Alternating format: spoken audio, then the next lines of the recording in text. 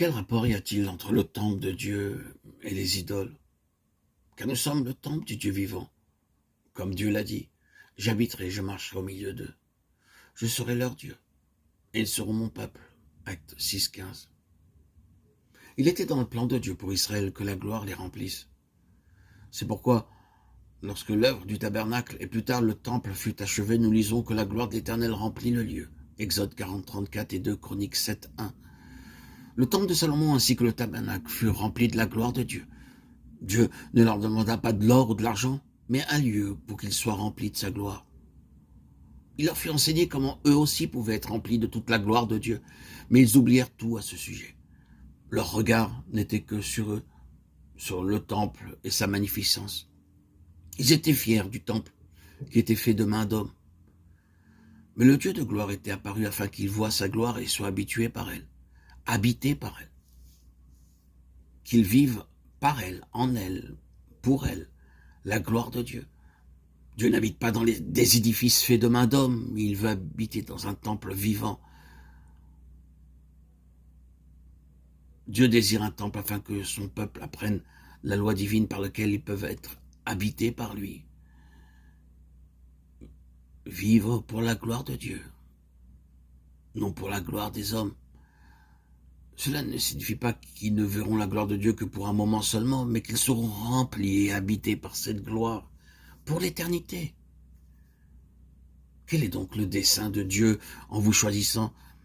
Il ne désire pas votre argent ni votre or, mais c'est vous qu'il désire. Il vous désire afin que sa gloire vous remplisse.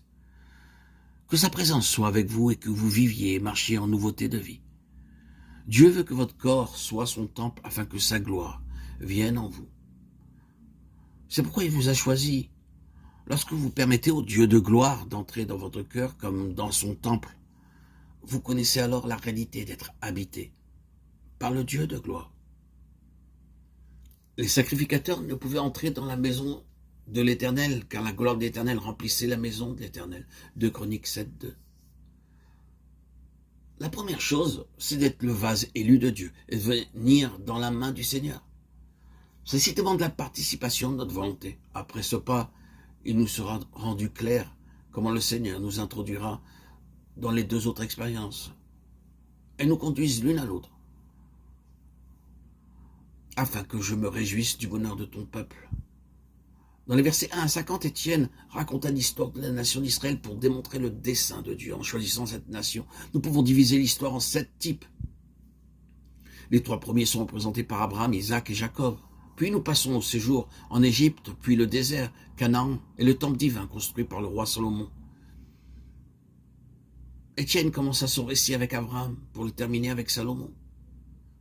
Il ne put pas aller plus loin à cause de la colère de ses accusateurs. Mais il avait dit tout ce qui était nécessaire. Étienne révéla le secret que Dieu avait préparé son peuple afin qu'il reçoive de lui une grande joie céleste. 2 Chroniques 7, 1, 3.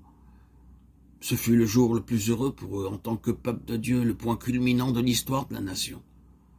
Lorsque l'œuvre du temple fut achevée, selon le plan céleste ordonné par Dieu, le feu descendit et consuma le sacrifice. Puis la gloire de Dieu remplit tout le temple. Tous les enfants d'Israël s'inclinèrent, adorèrent et louèrent le Seigneur. Ils furent remplis d'une joie céleste, car ils n'avaient jamais vu une telle chose auparavant.